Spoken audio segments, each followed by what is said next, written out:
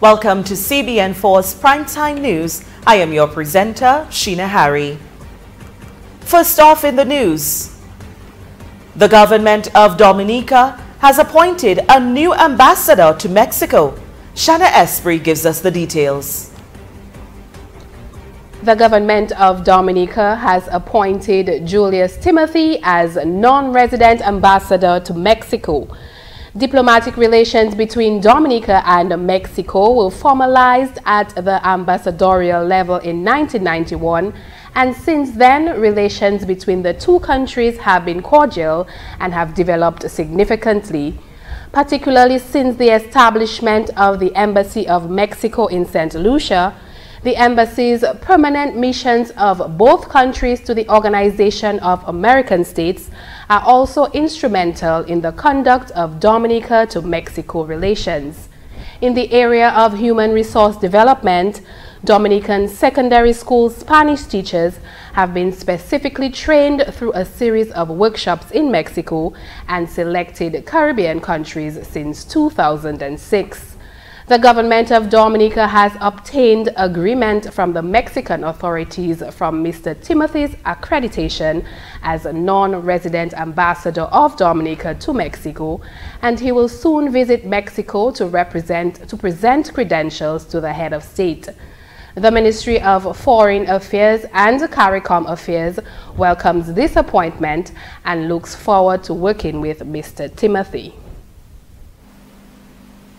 In the spirit of giving, one financial institution from Grenada has contributed a significant amount of money to survivors of Tropical Storm Erika.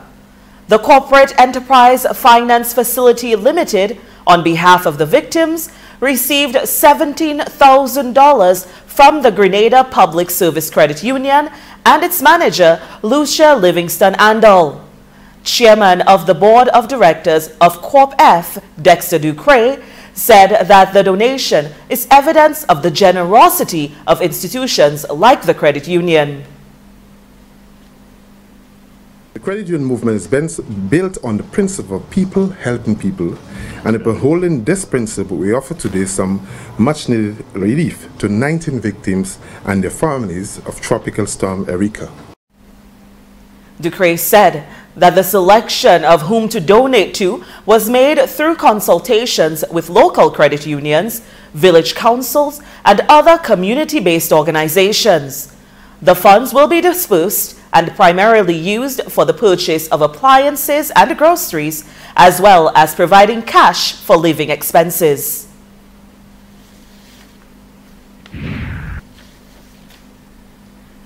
And also making our headlines. The group of residents displaced following Tropical Storm Erika are hopeful that their new homes will be ready really soon. They received that assurance from Prime Minister Roosevelt Skerrit. Here's Shanna Esprit with more. Prime Minister Roosevelt Skerrit has confirmed that residents of Dubic displaced by Tropical Storm Erika last August could move to their new homes at Grand Bay during the Easter holidays. Skerrit said the resettlement program at the two sites is moving at a steady pace. The first phase of the resettlement, which is for the residents of Dubic and some residents of Petit Savan who have indicated that they don't mind residing in Grand Bay, will soon settle into their new homes. The Prime Minister stated that a minimum of 53-bedroom houses are being constructed, and the government hopes that by Easter, some people will be settled into their homes as long as the provision of water and electricity is made available. A mandate has been requested by the contractor as to the precise number of houses which will be ready for residents. With regards to the wider community of Petit Savan, Skerrit informed that the government is working on a number of issues. According to Skerrit, in the next several weeks, we will start actual physical works and start the construction of homes. Although the government of Venezuela has signed a contract with a company for 100 homes, there has been a delay on the government's end to ensure that they were properly advised on the layout of those areas in terms of roads and other infrastructural development, he explained. The Prime Minister stated it is not just about building homes, but a community. This is Shana Esprit reporting for CBN4 News. The Dominica Bureau of Standards, in conjunction with the International Institute for Cooperation in Agriculture delegation in Dominica, launched a short workshop on Codex Alimentarius. The Codex Alimentarius, or the Food Code, was established by Food and Agriculture Organization and the World Health Organization back in 1963 to develop harmonized international food standards which protect consumer health and promote fair practices in food trade. Speaking at the launching, Chairman of the National Codex Committee, Dr. Reginald Thomas, said that the food standards established by Codex are all science-based and are developed based on recommendations by the FAO and the WHO. Importers can trust the safety and quality of the food they buy. Importers can trust the food they order and will be in accordance with all specifications, both local and international. Thomas stated that Codex focuses on biotechnology, food additives, pesticide residue, and contaminants. He emphasized the importance of Codex to countries such as Dominica. Being an active member of Codex, and this applies specifically to countries like Dominica, helps countries to compete in sophisticated world markets. Chairperson of the Dominica Bureau of Standards, Claudia Bellat, said that the primary aim should be the well-being of Dominicans. I think must not remain only as an academic exercise, but must impact the ordinary man who is, at the end of the day, the consumer of foods and products in Dominica. Herbert Xavi A was sentenced to 5 years and 11 months in jail for manslaughter. Xavier, who was originally charged for murder along with his 2 sisters in the death of their brother, was sentenced to 15 years behind bars. However, the matter was appealed and the Court of Appeal retracted both the sentence and the conviction. The state then took up the decision to try the 3 siblings on the lesser charge of manslaughter, where they all pleaded not guilty. On March 1st, Herbert Xavi changed his not guilty plea to guilty, and the charge against his sisters were dropped.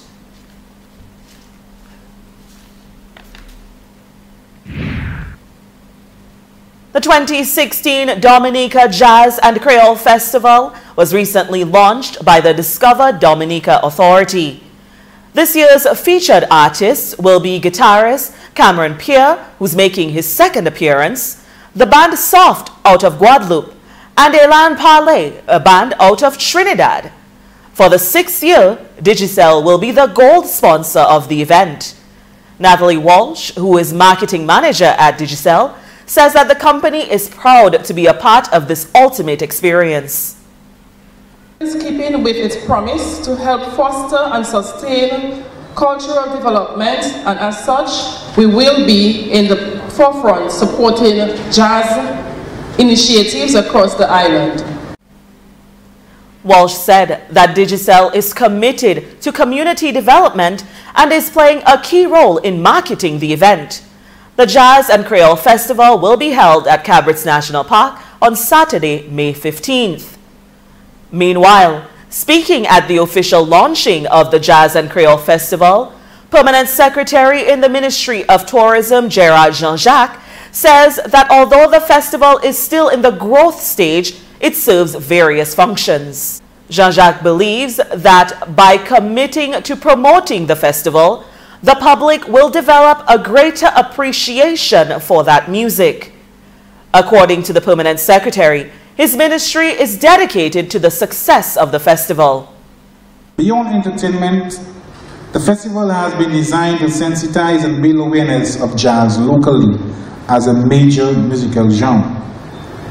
Over the years, Discover Dominica Authority has partnered with the regional and the fact is the issue of defining, diversifying and expanding product Dominica has been priority for the Ministry of Tourism. Consequently, we are inspired by the momentum that we have been enjoying in the Jazz and Creole Festival. Another priority for the Ministry of Tourism is its role within the broader engine of economic growth. The Jazz and Creole Festival is intended to support the state machinery that facilitates this growth. Various workshops will be held throughout the year for jazz musicians. Jajak went on to say that Dominicans should take ownership of the Jazz and Creole Festival and other such events.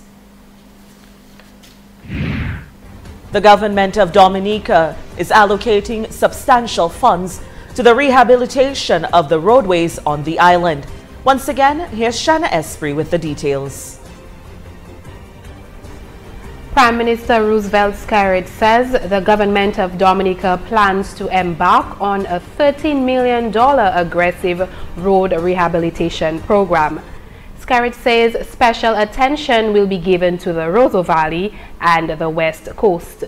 On a national front, the Ministry of Works is really working diligently in preparing architectural drawings and costings for a number of interventions on the West Coast, the Prime Minister noted. Scarrett stated that the Chinese government has indicated its willingness to assist the government with major areas of infrastructure.